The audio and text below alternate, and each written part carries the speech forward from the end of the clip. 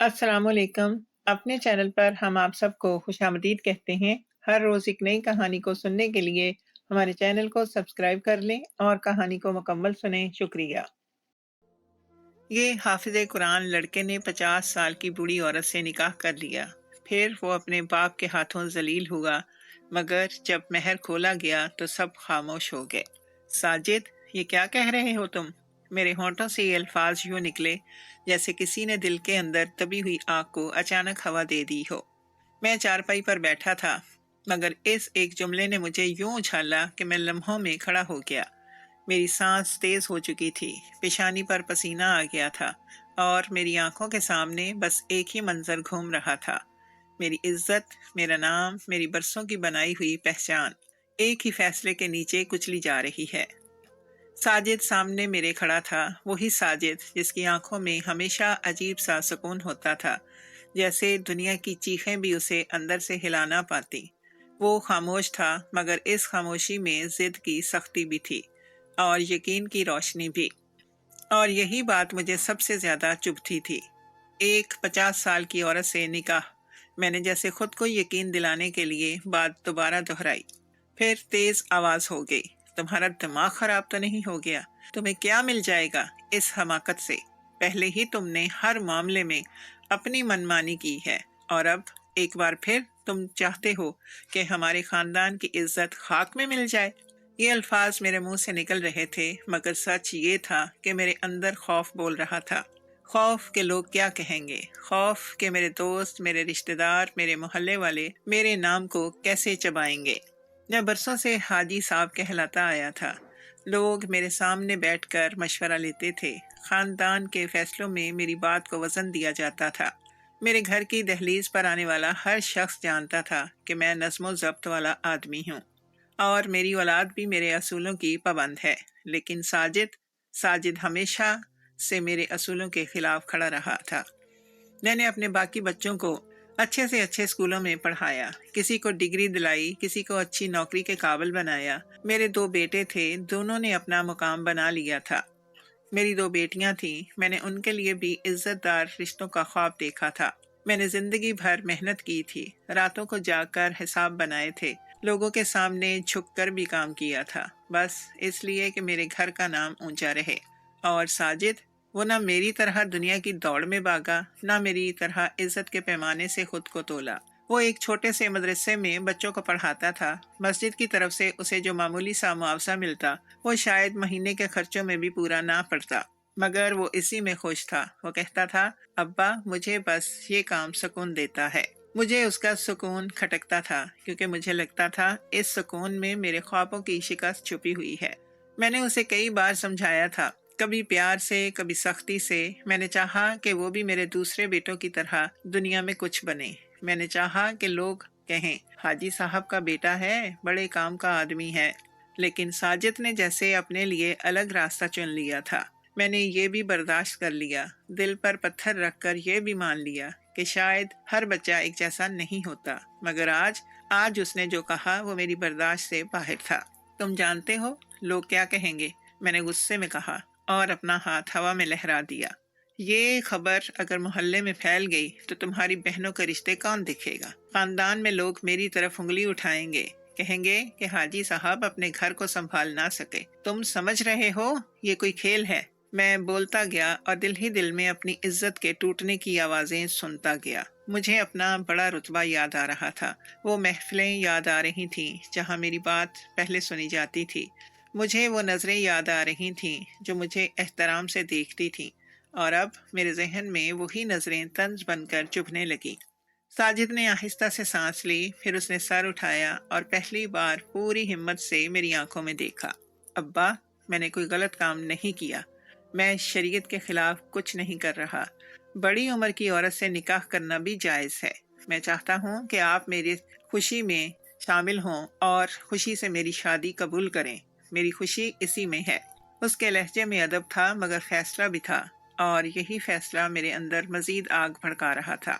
ये बेवकूफ़ों जैसी बातें छोड़ो, मैंने झड़क कर कहा। 4 दिन का भूत है साजिद, जब उतर जाएगा तो तुम सारी जिंदगी पछताओगे। एक बड़ी उम्र की औरत तुम्हें क्या दे सकती है?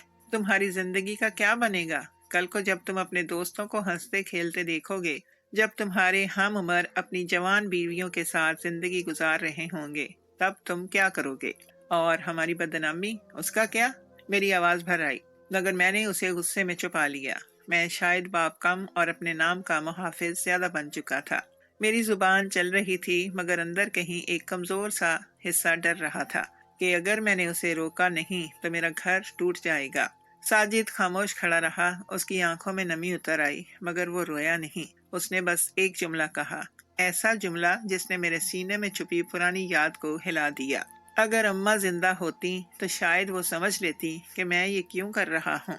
میرے دل میں جیسے کسی نے ہاتھ ڈال کر ایک پرانا زخم چھیڑ دیا۔ میری بیوی جو اس دنیا سے جا چکی تھی، اور میرے اندر اس کی کمی کا اعتراف کبھی زبان تک نہیں آیا تھا، مگر میں نے اس کمزوری کو فوراً غصے کے پردے میں چھپا لیا۔ سچ بتاؤ، میں نے تلخی سے کہا، اس عورت نے تمہیں آخر کیا گھول کر پلا دیا ہے؟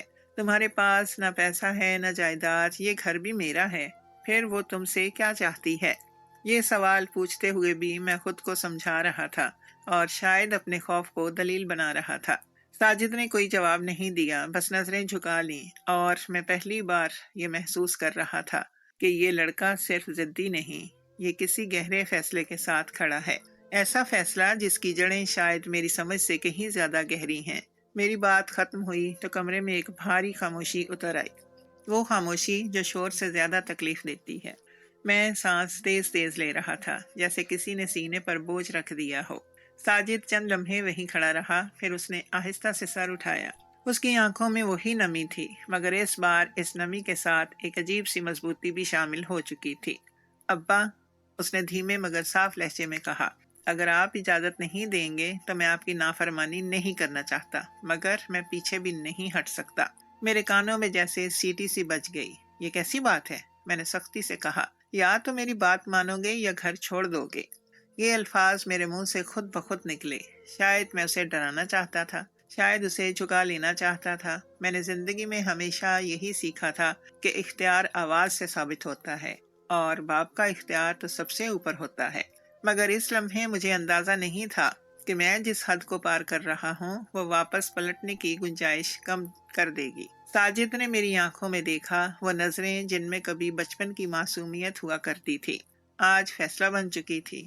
اگر میری خوشی کی قیمت یہ ہے کہ مجھے یہ گھر چھوڑنا پڑے، اس نے آہستہ سے کہا، تو میں اس کے لیے بھی تیار ہوں، لیکن میں زبیدہ بیگم سے نکاح کیے بغیر نہیں رہ سکتا۔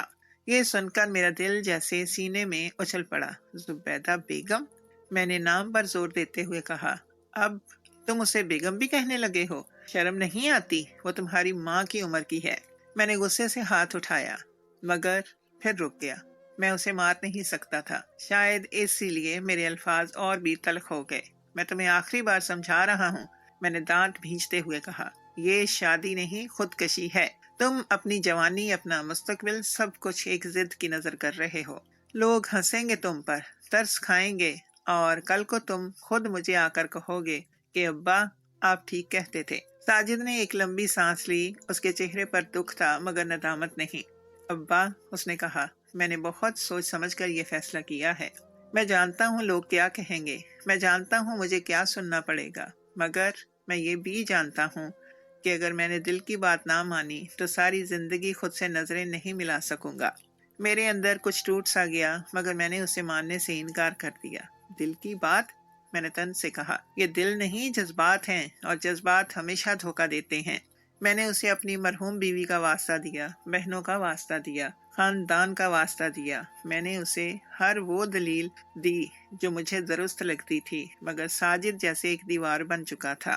وہ سنتا رہا، خاموش رہا، اور آخر میں بس اتنا کہا، اگر اماں زندہ ہوتی تو وہ مجھے روکنے کی بجائے سمجھتی۔ یہ جملہ دوبارہ میرے دل میں بے وس ہو گیا۔ میں نے غصے میں منہ موڑ لیا۔ بس بہت ہو گیا، میں نے کہا، اگر تم نے یہی ضد رکھی تو یاد رکھو، اس گھر کے دروازے تم پر بند ہو جائیں گے۔ کم از کم میرے سامنے اس عورت کا ذکر مت کرنا دوبارہ سے۔ ساجد نے نظریں جھکا لیں۔ میں نے سمجھا شاید میں جیت گیا ہوں، شاید اس نے ہار مان لی ہے، مگر پھر وہ آہستہ سے پلٹا اور دروازے کی طرف بڑھنے لگا۔ کہاں جا رہے ہو؟ میں نے سخت آواز میں پوچھا۔ سوچنے، اور اس نے جواب دیا، اور تیاری کرنے۔ किस चीज की तैयारी? मैं चीख पड़ा। साजिद ने दरवाजे पर रुक कर मेरी तरफ देखा। उसकी आंखों में आंसू थे मगर आवाज पुरसुकून थी। निकाह की, ये कहकर वो दरवाजा खोलकर बाहर निकल गया और मैं वहीं खड़ा रह गया, जैसे जमीन मेरे पांव के नीचे से सिरक गई हो। चंद लम्हों बाद मेरे बाकी बच्चे कमरे में आ गए। सबके चेहरों पर परेशानी थी। बड़ा बेटा मेरे पास आकर बैठ गया। अब्बा, उसने नरमी से कहा, आप साजिद को जानते हैं, वो हमेशा अपनी बात पर अड़ जाता है। कुछ दिनों में खुद ही समझ जाएगा, आप इतना दिल पर ना लें। बेटियों ने भी मुझे तसल्ली देते हुए कहा कि अब्बा सब्र करें। किसी ने कहा ये वक्ती जुनून है, किसी ने कहा कि वो शादी कर भी ले, चंद महीनों में हकीकत सामने आ जाएगी। उनकी बातें सुनकर भी मेरे दिल को सुकून ना मिला। मैं चारपाई पर बैठ गया, सर दोनों हाथों में थाम लिया। मेरे कानों में साजिद के अल्फाज गूंज रहे थे और दिल में एक अनजाना सा खौफ उतर रहा था कि कहीं इस बार वो वाकई वापस ना आए। उस रात मैं देर तक जागता रहा। मुझे पहली बार महसूस हुआ कि शायद मैं सिर्फ बाप नहीं रहा, मैं एक ऐसी जंग लड़ रहा हूँ जिसमें जीतने का मतलब भी हार हो सकता है। साजिद के जाने के बाद घर की फिजा बोझल हो गई थी। दरवाजा बंद होने की आवाज अब तक मेरे कानों में, मेरे दिल पर दस्तक दे रही थी। कानों में आवाज गूंज रही थी। मैं चारपाई पर बैठा था मगर जिस्म जैसे बेचैन हो चुका था। बाकी बच्चे एक एक करके अपने कमरों में चले गए थे और घर में पहली बार ऐसी खामोशी छा गई थी जिसमें कोई तसल्ली नहीं थी। मैंने घड़ी की तरफ देखा। रात काफी हो चुकी थी मगर नींद आंखों से कोसों दूर थी। बार बार साजिद का चेहरा आंखों के सामने आ रहा था, वही पुरसुकून, जिद्दी और अपने फैसले पर कायम चेहरा। मुझे गुस्सा आता था मगर इस गुस्से के नीचे कहीं एक अनजाना सा खौफ भी पल रहा था। खौफ इस बात का कि अगर वो वाकई अपने इरादे पर कायम रहा तो मैं क्या करूंगा? क्या मैं वाकई अपने बेटे को घर से निकाल सकूंगा? मैंने दिल ही दिल में खुद को समझाने की कोशिश की कि ये सब उसकी नासमझी है, जवानी का जोश है, वक्ती कशिश है, 4 दिन में खुद ही समझ आ जाएगी।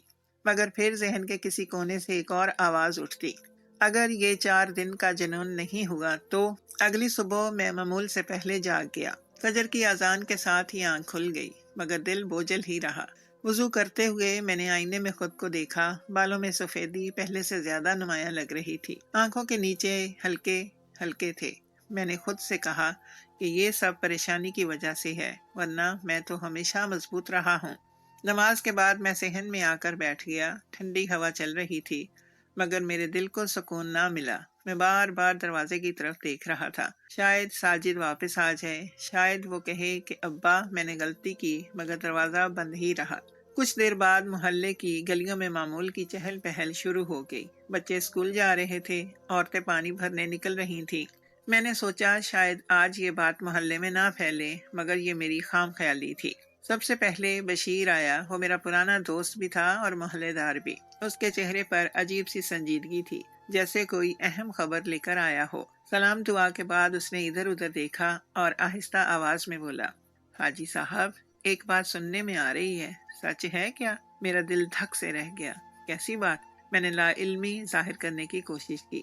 वही तुम्हारा साजिद पिछली गली वाली जुबैदा से शादी करने वाला है। ये सुनकर मेरा चेहरा सुर्ख हो गया। खबर वाकई आग की तरह फैल चुकी थी। मैंने गुस्से और शर्मिंदगी के मिले जुले लहजे में कहा, लोग फजूल बातें बनाते हैं बशीर, अभी कुछ तय नहीं हुआ। बशीर ने अफसोस से सर हिलाया।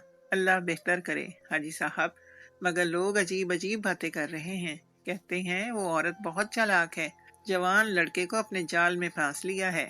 मैंने कुछ जवाब ना दिया मगर दिल में आग सी लग गई। थोड़ी ही देर में 2 और मोहल्लेदार आ गए। किसी ने हमदर्दी जताई, किसी ने तंज किया। सबकी बातों का मरकज एक ही था, जुबैदा और उसका मकसद। बेवा है, अकेली रहती है, एक ने कहा, ना औलाद ना सहारा। दूसरे ने इजाफा किया, किराए के घर में रहती है। किसी ने कहा, खर्चा कहाँ से पूरा करती होगी। मैं सुनता रहा और हर बात मेरे गुस्से को और भड़काती रही।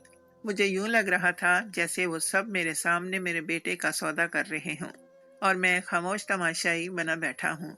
आखिरकार मैं खड़ा हो गया। बस, मैंने ऊंची आवाज में कहा, अगर उस औरत को लगता है कि वो मेरे बेटे को इस्तेमाल करके अपनी जिंदगी संवार लेगी तो वो गलत फहमी में है। मैं खुद जाकर उससे बात करूंगा। मेरे अल्फाज में गुस्सा भी था और फैसला भी। मोहल्लेदार एक दूसरे को देखने लगे। کچھ نے مجھے روکا، کچھ نے کہا کہ ٹھیک ہے، کسی کو تو اس عورت کو سمجھانا چاہیے۔ میں نے چپل پہنی اور گھر سے باہر نکل آیا۔ قدم خود بخود پچھلی گلی کی طرف اٹھ رہے تھے۔ ہر قدم کے ساتھ دل کی دھڑکن تیز ہوتی جا رہی تھی۔ میرے ذہن میں صرف ایک ہی خیال تھا، میں زبیدہ کو صاف صاف بتا دوں گا کہ میرے بیٹے کو چھوڑ دے۔ جب میں اس کے گھر کے سامنے پہنچا تو چند لمحے رکا۔ سامنے ایک سادہ سا کرائے کا مکان تھا، نہ کوئی خاص بناوٹ، نہ کوئی نمود و نمائش۔ میں نے دل میں سوچا کہ یہی وہ جگہ ہے جس کے لیے میرے بیٹے کو استعمال کیا جا رہا ہے۔ میں نے دروازے پر زور سے دستک دی۔ ایک لمحے بعد اندر سے عورت کی آواز آئی۔ کون ہے؟ یہ آواز سن کر میرے اندر کا غصہ پوری طرح جاگ اٹھا۔ میں نے دل میں ٹھان لیا کہ آج خاموش نہیں رہوں گا۔ آج میں اس معاملے کو اس فیصلے تک پہنچا کر ہی واپس جاؤں گا۔ میں نے دروازے پر دوبارہ زور سے دستک دی، اس بار پہلے سے زیادہ شدت کے ساتھ۔ دل میں غصہ اس حد تک بھر چکا تھا کہ مجھے اپنے الفاظ کا وزن محسوس ہی نہیں ہو رہا تھا۔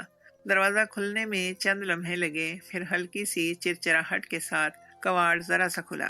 سامنے زبیدہ کھڑی تھی، سادہ لباس، سر پر ہلکا سا دوپٹہ اور چہرے پر وہی سنجیدگی جسے دیکھ کر محلے والے اسے چالاک کہا کرتے تھے۔ کیا بات ہے؟ اس نے دھیمے لہجے میں پوچھا، مگر اس کی آواز میں کوئی گھبراہٹ نہیں تھی۔ میرے اندر جیسے برسوں کا دبا ہوا لاوا ابل پڑا۔ بات؟ میں نے طنزیہ ہنسی کے ساتھ کہا۔ بات یہ ہے بی بی کہ اگر اس محلے میں رہنا ہے تو تمیز سے رہو، جوان لڑکوں پر نظر رکھنا بند کرو۔ میرے بیٹے کو اپنی محبت کے جال میں پھنسا کر تم کیا سمجھتی ہو کہ تمہاری زندگی بن جائے گی؟ میرے الفاظ تیز تھے، کاٹ دار تھے۔ میں جان بوجھ کر ہر جملہ ایسا بول رہا تھا جو اس کے دل کو چیر دے۔ میں چاہتا تھا وہ شرمندہ ہو، پیچھے ہٹ جائے اور اس شادی سے دستبردار ہو جائے۔ میرے بیٹے کے پاس کچھ نہیں ہے، میں نے بات جاری رکھی، نہ پیسہ نہ جائیداد۔ یہ گھر بھی میرا ہے۔ اگر تمہاری نظر میرے گھر پر ہے تو سن لو، اس گھر سے اسے کچھ نہیں ملنے والا۔ میرے پیچھے چند محلے دار بھی جمع ہو چکے تھے، کوئی دروازے کے پاس کھڑا تھا، کوئی ذرا فاصلے پر۔ سب خاموش تھے، مگر ان کی نظریں بول رہی تھیں۔ مجھے ان کی خاموش تائید محسوس ہو رہی تھی، اور اس تائید نے میرے لہجے کو اور بھی سخت کر دیا۔ زبیدہ نے میری بات پوری توجہ سے سنی۔ اس کے چہرے پر نہ غصہ تھا نہ خوف۔ وہ خاموش کھڑی رہی، جیسے میرے الفاظ اس تک پہنچ ہی نہیں رہے۔ یہ خاموشی مجھے مزید مشتعل کر رہی تھی۔ آپ نے اپنی بات کہہ لی؟ آخرکار اس نے آہستہ سے پوچھا۔ میں نے چونک کر اسے دیکھا۔ ہاں، اور سن لو، میں نے کہنا چاہا، مگر اس نے ہاتھ کے اشارے سے مجھے روک دیا۔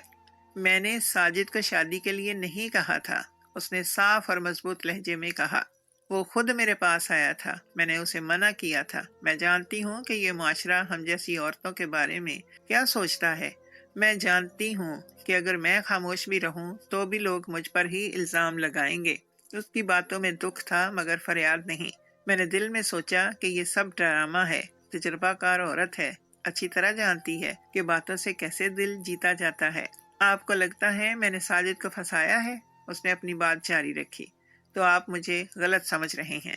میں نے تو اسے بار بار کہا کہ واپس چلا جائے، کہ یہ فیصلہ اس کے لیے آسان نہیں ہوگا، مگر وہ نہیں مانا۔ اس نے کہا کہ وہ ہر حال میں مجھ سے نکاح کرنا چاہتا ہے۔ میرے اندر ایک لمحے کے لیے تذبذب پیدا ہوا، مگر میں نے فوراً اسے دبا دیا۔ یہ سب باتیں کہنے کو اچھی لگتی ہیں، میں نے تلخی سے کہا، مگر حقیقت کچھ اور ہوتی ہے۔ ایک بیوہ عورت، اکیلی، کرائے کے گھر میں رہنے والی، کیا یہ سب اتفاق ہے؟ محلے والوں سے کے منہ میں ہلکی ہلکی سرگوشیاں انہوں نے شروع کر دی۔ کسی نے خسر پھسر میں کہا، دیکھا میں نے کہا تھا نا۔ کسی اور نے سر ہلایا۔ زبیدہ نے ایک لمحے کے لیے آنکھیں بند کی، جیسے خود کو سنبھال رہی ہو۔ پھر اس نے گہری سانس لی۔ مجھے ساجد سے کچھ نہیں چاہیے، اس نے دو ٹوک انداز میں کہا۔ نہ اس کا گھر، نہ اس کا پیسہ۔ میں نے اپنی زندگی خود گزاری ہے، اور اب بھی گزار سکتی ہوں۔ اگر وہ میرے ساتھ نکاح کرنا چاہتا ہے تو یہ اس کا فیصلہ ہے۔ اس کے لہجے میں ایسی سچائی تھی کہ ایک لمحے کے لیے میں خاموش ہو گیا، مگر پھر میرے اندر کا غرور جاگ اٹھا۔ اگر تم واقعی بے قصور ہو، میں نے کہا، تو اس شادی سے پیچھے ہٹ جاؤ۔ میرے بیٹے کی زندگی برباد مت کرو۔ زبیدہ نے میری طرف دیکھا، اس کی آنکھوں میں اب نمی تھی، مگر آواز اب بھی مضبوط تھی۔ آپ اپنے بیٹے کو سمجھائیں، اس نے کہا، مجھے کچھ کہنے سے کوئی فائدہ نہیں ہوگا، فیصلہ اس کا ہے۔ یہ کہہ کر اس نے آہستہ سے دروازہ بند کر دیا۔ دروازہ بند ہونے کی آواز میرے دل پر گہری ضرب کی طرح لگی۔ محلے والے ایک دوسرے کی طرف دیکھنے لگے۔ کسی نے کہا، بڑی چالاک عورت ہے، دیکھو کیسے باتوں میں الجھا رہی تھی۔ کسی نے کہا، اکیلی رہتی ہے، پتہ نہیں خرچہ کہاں سے آتا ہے۔ میں خاموشی سے کھڑا سنتا رہا۔ دل میں غصہ بھی تھا، الجھن بھی۔ میں اسے روک نہیں سکا تھا اور یہ احساس مجھے اندر سے کھا رہا تھا۔ میں نے فیصلہ کر لیا تھا، اگر بات یہاں نہیں رکی تو میں کسی اور طریقے سے ساجد کو روکوں گا، چاہے مجھے اپنی ضد میں ہی کیوں نہ سختی کرنی پڑے۔ اور مجھے یہ اندازہ نہیں تھا کہ اب جو ہونے والا ہے وہ میری سوچ سے کہیں آگے جانے کا مسئلہ ہے۔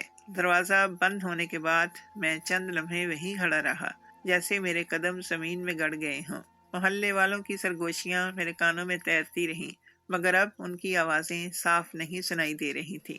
میرے اندر ایک عجیب سی کشمکش چل رہی تھی، غصہ، شرمندگی اور ایک انجانا سا خوف۔ میں نے کبھی سوچا بھی نہیں تھا کہ ایک عورت کے بند دروازے کے سامنے کھڑے ہو کر مجھے اپنی ہی کمزوریوں کا سامنا کرنا پڑے گا۔ دیکھیں حاجی صاحب، کسی نے پیچھے سے کہا، بڑی ہوشیار عورت ہے، باتوں میں الجھا دیتی ہے۔ میں نے پلٹ کر کچھ کہنا چاہا، مگر الفاظ ساتھ نہ دے سکے۔ میں نے بس ہاتھ کے اشارے سے سب کو ٹال دیا اور خاموشی سے واپس اپنے گھر کی طرف چل پڑا۔ راستہ بھر میرے ذہن میں زبیدہ کے الفاظ گونجتے رہے، مجھے ساجد سے کچھ نہیں چاہیے۔ میں ماننے کو تیار نہیں تھا، مگر ان الفاظ نے میرے یقین میں دراڑ ڈال دی تھی۔ گھر پہنچتے ہی میں نے دیکھا کہ بچے صحن میں بیٹھے میرا انتظار کر رہے ہیں۔ ان کے چہروں پر سوال تھے، خوف تھا اور کہیں کہیں امید بھی، جیسے وہ جاننا چاہتے ہوں کہ میں نے اس لڑائی میں کیا فیصلہ کیا ہے۔ کیا ہوا ابا؟ بڑے بیٹے نے پوچھا۔ بات بنی یا بگڑی؟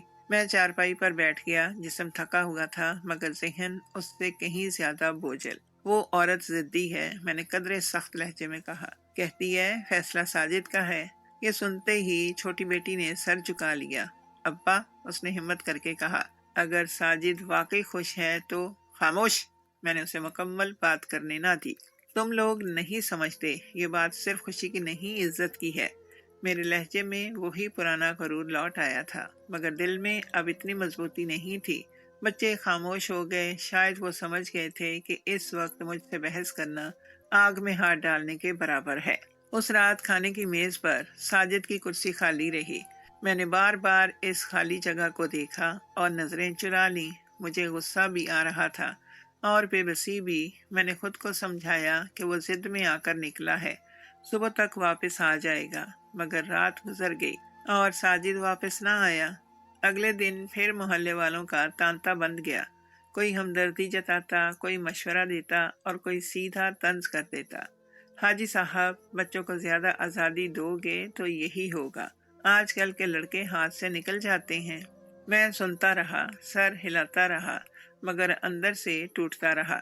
مجھے محسوس ہو رہا تھا کہ میں جس چیز کو بچانا چاہ رہا ہوں، میری عزت، وہی چیز اب مجھ سے سوال کر رہی ہے۔ دوپہر کے قریب ساجد گھر آیا۔ اس کے چہرے پر تھکن تھی مگر آنکھوں میں عجیب سا سکون۔ میں نے اسے دیکھ کر منہ پھیر لیا، مگر وہ میرے قریب آ کر رک گیا۔ ابا، اس نے آہستہ سے کہا، میں آپ کو ناراض نہیں کرنا چاہتا، مگر میں اپنے فیصلے سے پیچھے نہیں ہٹ سکتا۔ میں نے سر اٹھا کر اسے دیکھا۔ ایک لمحے کو دل چاہا کہ اسے گلے لگا لوں، کہہ دوں کہ بس بہت ہو گیا، جو کرنا ہے کرو، مگر زبان پر وہی پرانا جملہ آ گیا، اگر تم نے یہی ضد رکھی تو یاد رکھو میں اس شادی میں شامل نہیں ہوں گا۔ ساجد کے چہرے پر ایک سایہ سا آیا، مگر وہ ٹوٹا نہیں۔ میں نے یہی سوچا تھا، اس نے کہا۔ پھر بھی میں چاہتا ہوں کہ آپ نکاح میں شریک ہوں، آپ کی دعا میرے لیے بہت اہم ہے۔ یہ کہہ کر وہ خاموشی سے اندر چلا گیا۔ میں وہیں بیٹھا رہ گیا۔ اس کے الفاظ میرے دل میں تیر کی طرح لگے تھے۔ میں نے پہلی بار محسوس کیا کہ شاید میں اسے سزا نہیں دے رہا، میں خود کو سزا دے رہا ہوں۔ شام کو میں اکیلا صحن میں بیٹھا تھا۔ ہوا میں ہلکی سی خنکی تھی مگر میرے اندر گرمی تھی۔ میں نے اپنی زندگی پر نظر ڈالی۔ کتنے فیصلے میں نے دوسروں کے لیے کیے تھے، مگر کبھی یہ نہیں سوچا تھا کہ وہ واقعی کیا چاہتے ہیں۔ میں نے اپنی بیوی کی تصویر ذہن میں لائی، اس کی خاموش مسکراہٹ، اس کی برداشت۔ کیا وہ واقعی اس فیصلے پر میرے ساتھ ہوتی؟ یہ سوال مجھے اندر سے کھا گیا۔ آخر کار میں نے اپنا فیصلہ کیا، کڑوا فیصلہ مگر فیصلہ۔ میں ساجد کو روک نہیں پا رہا تھا اور شاید مجھے روکنا بھی نہیں چاہیے تھا۔ میں نے خود سے کہا کہ میں نکاح میں شریک تو ہو جاؤں گا مگر دل سے نہیں۔ میں نے طے کیا کہ میں آخری وقت تک دیکھوں گا کہ وہ عورت کیا شرط رکھتی ہے، کیا مانگتی ہے۔ مجھے یقین تھا کہ وہ موقع پر اپنا اصل رنگ دکھا دے گی اور تب ساجد کو بھی حقیقت نظر آ جائے گی۔ میں نے آسمان کی طرف دیکھا اور لمبی سانس لی۔ مجھے نہیں معلوم تھا کہ آنے والے دن میں جس چیز کا انتظار کر رہا ہوں میں، وہ شرط نہیں ہوگی بلکہ ایک ایسا سچ ہوگا جو مجھے اندر سے بدل دے گا۔ میرا فیصلہ اگرچہ ہو چکا تھا مگر دل ابھی مطمئن نہیں تھا۔ میں نے ساجد کو روکنے کی آخری امید بھی دل میں دبا لی تھی مگر ضد اب بھی باقی تھی، یہ ضد کہ میں اس شادی کو دل سے قبول نہیں کروں گا۔ میں نے خود کو یقین دلایا کہ میں صرف باپ ہونے کے ناطے نکاح میں شریک کروں گا، خود کو، نہ کہ خوشی سے۔ میں چاہتا تھا کہ وقت خود ساجد کو دکھا دے کہ اس نے غلطی کی ہے اور وہ غلطی کیا ہے۔ اگلے 2 دن گھر میں عجیب سی خاموشی رہی۔ ساجد کم بولتا، زیادہ تر اپنے کمرے میں رہتا، میں بھی اس سے نظریں چراتا رہا۔ دونوں کے درمیان ایک ایسی دیوار کھڑی ہو چکی تھی جو دکھائی نہیں دیتی تھی مگر محسوس ضرور ہوتی تھی۔ میری بیٹیاں دبے قدموں چلتی تھیں جیسے کسی غم زدہ گھر میں شور مناسب نہ ہو۔ بڑے بیٹے نے ایک آدھ بار بات چھیڑنے کی کوشش کی مگر میں نے اسے بھی ٹال دیا۔ تیسرے دن ساجد میرے پاس آیا، اس کے ہاتھ میں ایک سادہ سا کاغذ تھا۔ ابا، اس نے آہستہ سے کہا، میں نے نکاح کی تاریخ طے کر دی ہے، 2 دن بعد۔ میں نے کاغذ کی طرف دیکھا، پھر اس کے چہرے کی طرف۔ مجھے اس لمحے غصہ بھی آیا اور عجیب سی تھکن بھی محسوس ہوئی۔ کہاں؟ میں نے مختصر سا سوال کیا۔ میرے دوست کے گھر، اس نے جواب دیا۔ سادہ سا نکاح ہوگا، میں نہیں چاہتا کہ کوئی دکھاوا ہو۔ میں نے طنزیہ ہنسی۔ ہاں، دکھاوا تو پہلے ہی بہت ہو چکا ہے۔ ساجد نے بات کو نظر انداز کیا۔ میں چاہتا ہوں کہ آپ آئیں، اس نے کہا، بس بطور والد۔ میں نے کچھ دیر خاموشی اختیار کی، پھر آہستہ سے کہا، میں آؤں گا مگر ایک بات یاد رکھو، میں آخری وقت تک دیکھوں گا کہ وہ عورت کیا شرط رکھتی ہے۔ ساجد کے ہونٹوں پر ہلکی سی مسکراہٹ آئی۔ وہ کوئی شرط نہیں رکھے گی ابا۔ میں نے دل ہی دل میں سوچا، یہ تمہاری خوش فہمی ہے۔ نکاح سے ایک دن پہلے محلے میں پھر چہم گوئیاں شروع ہو گئیں۔ کسی نے کہا کہ زبیدہ بھاری حق مہر مانگے گی، کسی نے کہا کہ وہ ساجد کو گھر داماد بنانا چاہے گی۔ میں نے سب باتیں سنی اور ہر بات میرے شک کو مضبوط کرتی گئی۔ مجھے یقین ہو چلا تھا کہ کل سب کے سامنے اس عورت کی حقیقت کھل جائے گی۔ نکاح والے دن صبح سے ہی دل عجیب سا بوجھل تھا۔ میں نے نہ خوشی محسوس کی نہ غم، بس ایک خالی پن۔ میں نے سفید کپڑے پہنے جیسے کسی فرض کی ادائیگی کے لیے جا رہا ہوں۔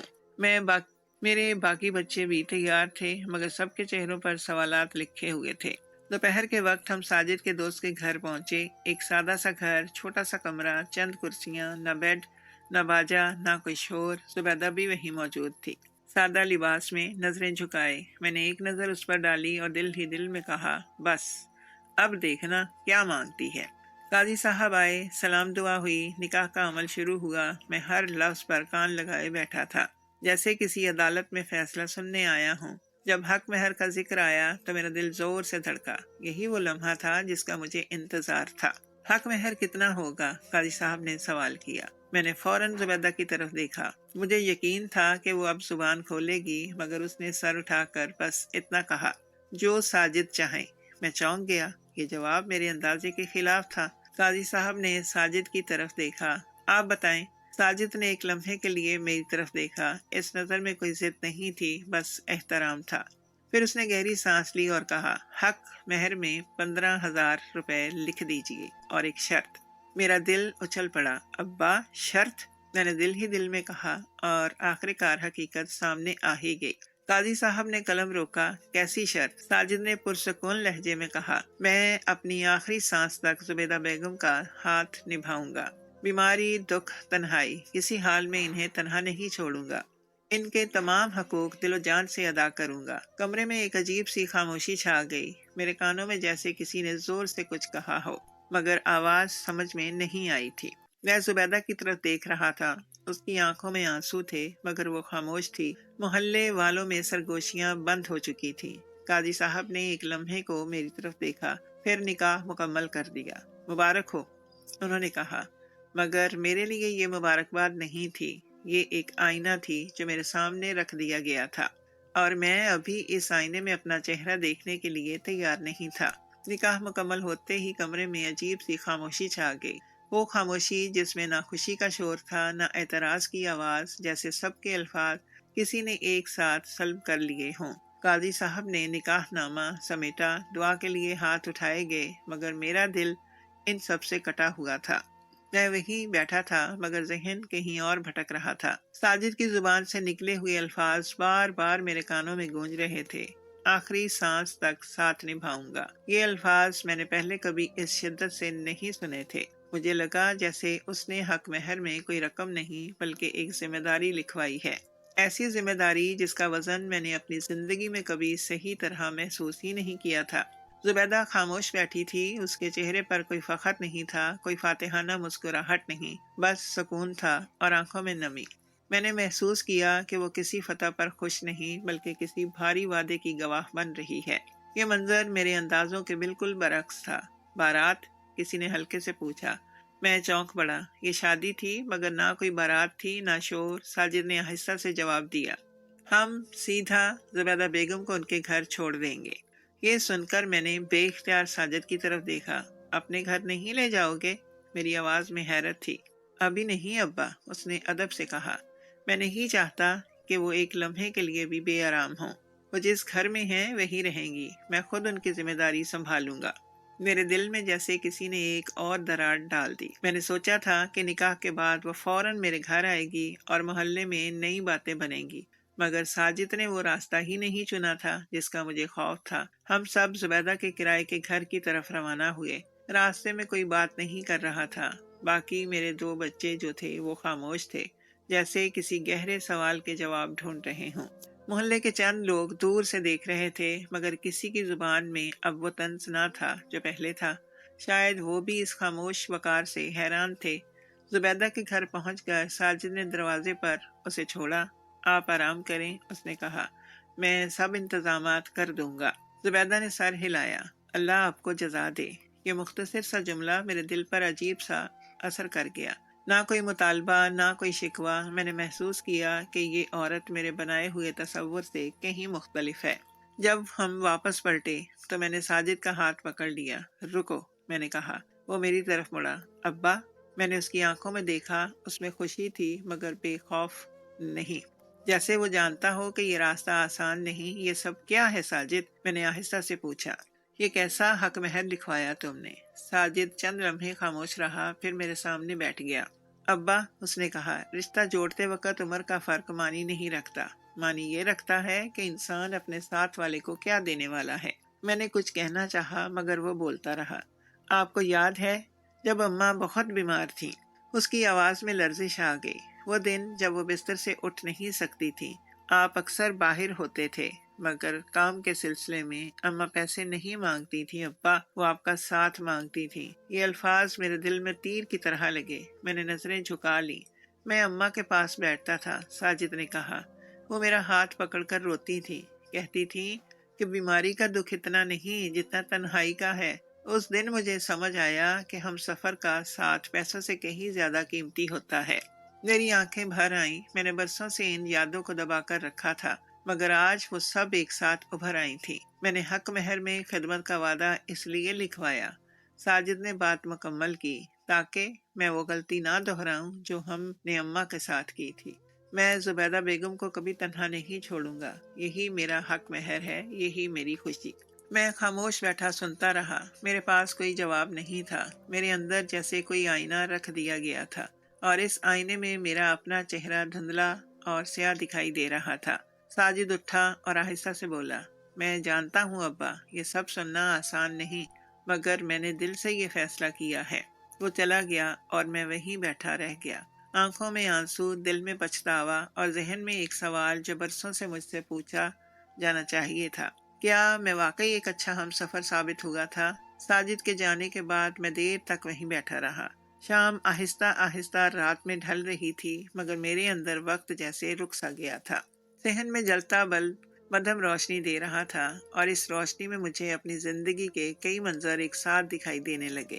کامیابی، دوڑ، حساب کتاب اور ان سب کے بیچ کہیں پیچھے رہ گئی میری بیوی کی خاموشی۔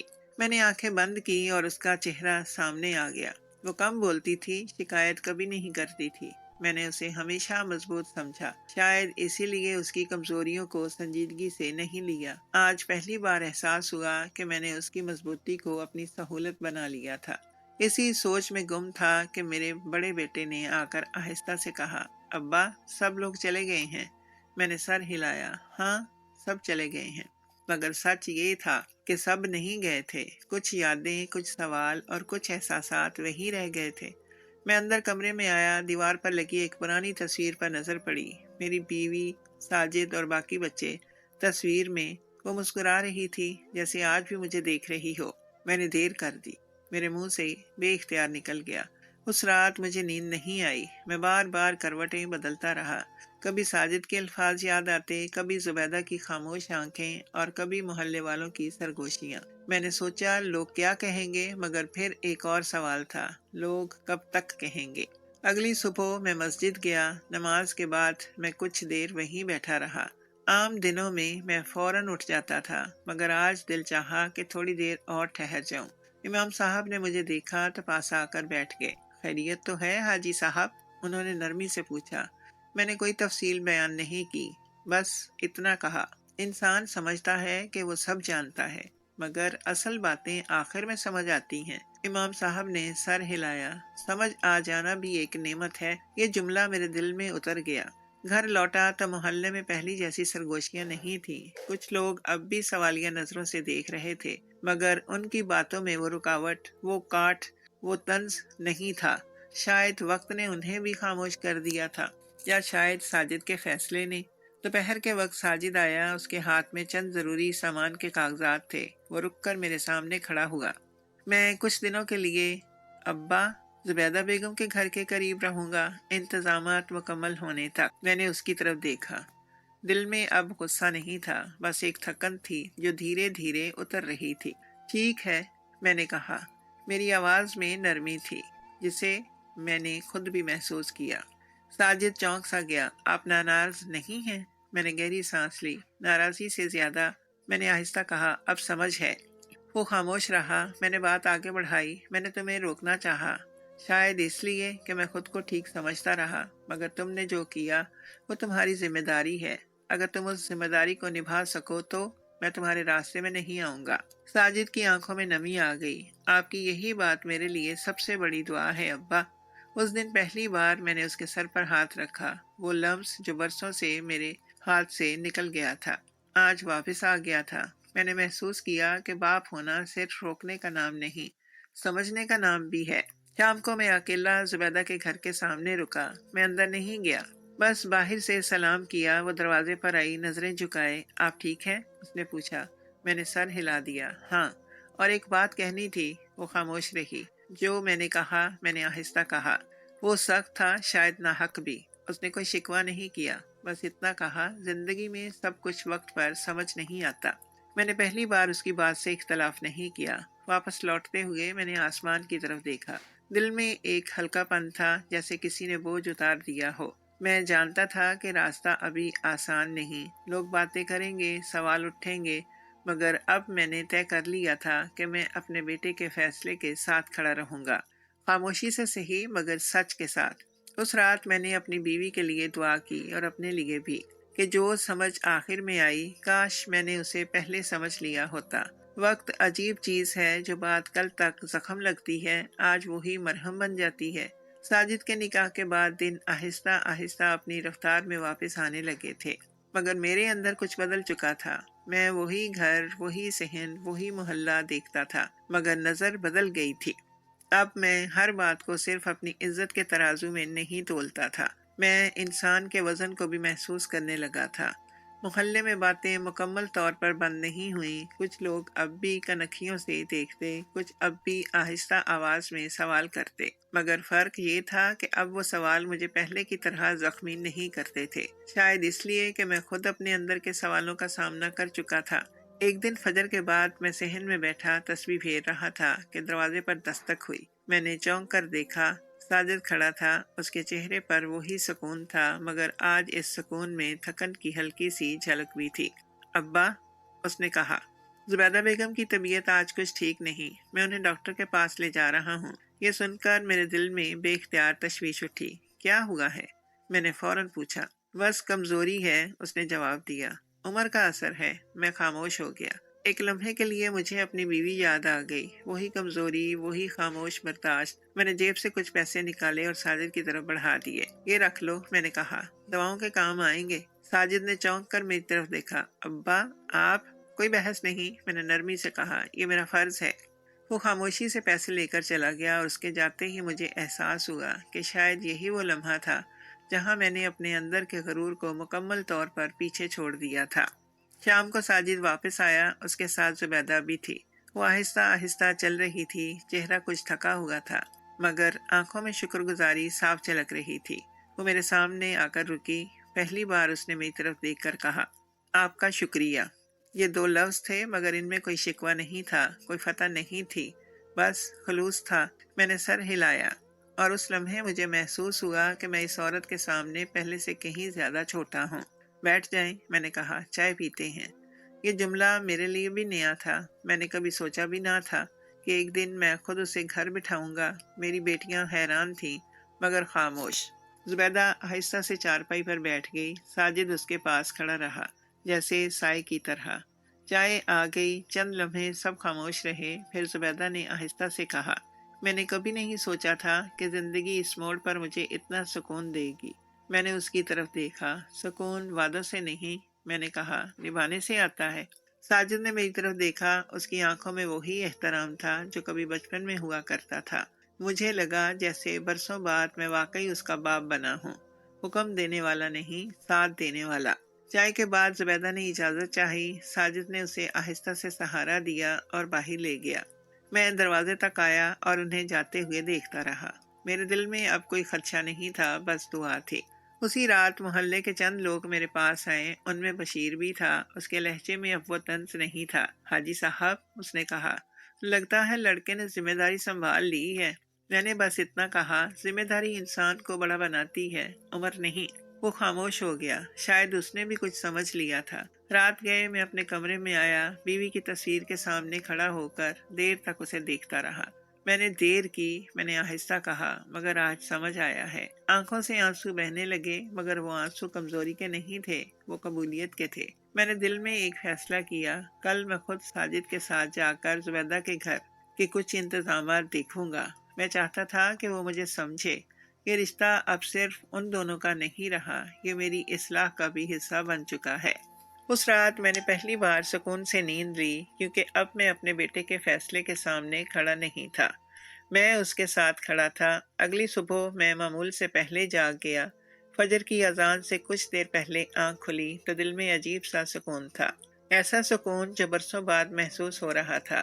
میں صحن میں آ کر کھڑا ہو گیا۔ ہوا ٹھنڈی تھی، آسمان پر ہلکی سی سفیدی پھیل رہی تھی اور مجھے یوں لگا جیسے زندگی بھی آہستہ آہستہ کسی نئی روشنی کی طرف بڑھ رہی ہو۔ نماز کے بعد میں نے وہ فیصلہ پورا کرنے کا ارادہ کیا جو رات دل میں ٹھان لیا تھا۔ میں نے ساجد کو آواز دی، وہ فوراً آ گیا، جیسے انتظار ہی کر رہا ہو۔ آج تمہارے ساتھ چلنا ہے، میں نے کہا۔ کہاں؟ اس نے حیرت سے پوچھا۔ زبیدہ کے گھر، میں نے سادہ لہجے میں جواب دیا۔ ساجد ایک لمحے کو خاموش ہو گیا، اس کی آنکھوں میں حیرت بھی تھی اور خوشی بھی۔ ابا، واقعی؟ میں نے سر ہلایا۔ ہاں، کچھ باتیں صرف دیکھنے اور کرنے سے سمجھ آتی ہیں۔ ہم دونوں ساتھ نکلے، راستے میں کوئی خاص بات نہیں ہوئی، مگر اس خاموشی میں اب تلخی نہیں تھی۔ زبیدہ کے گھر پہنچے تو اس نے دروازہ کھولا، مجھے دیکھ کر وہ ایک لمحے کو چونکی، پھر فوراً نظریں جھکا لیں۔ آئیں، اس نے ادب سے کہا۔ میں اندر داخل ہوا۔ وہی سادہ سا گھر، وہی سادگی، مگر اب مجھے اس سادگی میں کمی نہیں، وقار دکھائی دے رہا تھا۔ میں نے چاروں طرف نظر دوڑائی، کچھ پرانا سامان، صاف ستھرا ماحول اور ایک خاموش ترتیب جو اس عورت کے مزاج کی گواہی دے رہی تھی۔ آپ کیسے ہیں؟ میں نے خود سے سوال پوچھتے ہوئے بات شروع کی۔ اللہ کا شکر ہے، اس نے جواب دیا، بس کمزوری رہتی ہے۔ میں نے اس بات میں سر ہلایا۔ عمر کے ساتھ یہ سب آتا ہے، میں نے کہا، پھر رک کر اضافہ کیا، مگر تنہائی اس سے زیادہ بھاری ہوتی ہے۔ وہ خاموش ہو گئی، شاید وہ بھی یہی بات جانتی تھی۔ میں نے ساجد کی طرف دیکھا، وہ خاموشی سے کھڑا تھا، جیسے ہر لفظ کو دل میں محفوظ کر رہا ہو۔ بیٹا، میں نے کہا، جو وعدہ تم نے کیا ہے وہ آسان نہیں، صرف بول دینے سے پورا نہیں ہوتا۔ ساجد نے فوراً کہا، میں جانتا ہوں ابا، اور اسی لیے میں پیچھے نہیں ہٹوں گا۔ میں نے پہلی بار اس کی بات پر کوئی اعتراض نہیں کیا۔ مجھے اعتراض نہیں، میں نے آہستہ سے کہا، مجھے اب یقین ہے۔ زبیدہ کی آنکھوں میں نمی آ گئی۔ میں نے کبھی یہ نہیں سوچا تھا۔ اس نے دھیرے سے کہا کہ مجھے اس عمر میں اتنا احترام ملے گا۔ میں نے اس کی طرف دیکھا۔ احترام عمر سے نہیں، نیت سے ملتا ہے، میں نے کہا، اور نیت میں سچ ہو تو دیر سے ہی صحیح دل جاگ جاتا ہے۔ ہم کچھ دیر بیٹھے رہے۔ میں نے گھر کے چند چھوٹے موٹے انتظامات پر بات کی، ساجد کو ہدایات دی، اور محسوس کیا کہ میں اب حکم نہیں دے رہا، میں رہنمائی کر رہا ہوں۔ یہ فرق میرے لیے بھی نیا تھا۔ واپسی پر ساجد نے میرا ہاتھ تھام لیا۔ ابا، اس نے کہا، آپ کا ساتھ میرے لیے سب سے بڑی طاقت ہے۔ میں نے اس کے ہاتھ کو مضبوطی سے تھام لیا۔ اور تمہارا فیصلہ میرے لیے سب سے بڑا سبق۔ گھر پہنچ کر میں نے سب بچوں کو جمع کیا۔ آج سے، میں نے کہا، کوئی بات پیچھے پیٹھ نہیں ہوگی۔ یہ رشتہ ہمارا ہے اور ہم اسے عزت سے نبھائیں گے۔ بیٹیوں نے سر ہلا دیا۔ بڑے بیٹے نے خاموشی سے کہا، آپ ٹھیک کہتے ہیں ابا۔ اس رات میں اپنے کمرے میں آیا تو بیوی کی تصویر کے سامنے بیٹھ گیا۔ میں نے دیر کی۔ میں نے نم آنکھوں سے کہا، مگر اب سمجھ آیا ہے کہ ساتھ نبھانا ہی اصل مہر ہے۔ مجھے لگا جیسے تصویر میں اس کی مسکراہٹ کچھ نرم ہو گئی ہو۔ اگلے دن محلے میں جب لوگ ملے تو میں نے پہلی بار نظریں نہیں چنائیں۔ کسی نے سوال کیا، کسی نے خاموشی اختیار کی، مگر اب مجھے فرق نہیں پڑتا تھا۔ میں نے سیکھ لیا تھا کہ عزت دوسروں کی باتوں سے نہیں، اپنی عمل سے بنتی ہے۔ ساجد اپنے وعدے پر قائم تھا، زبیدہ مطمئن تھی، اور میں خود سے مطمئن تھا۔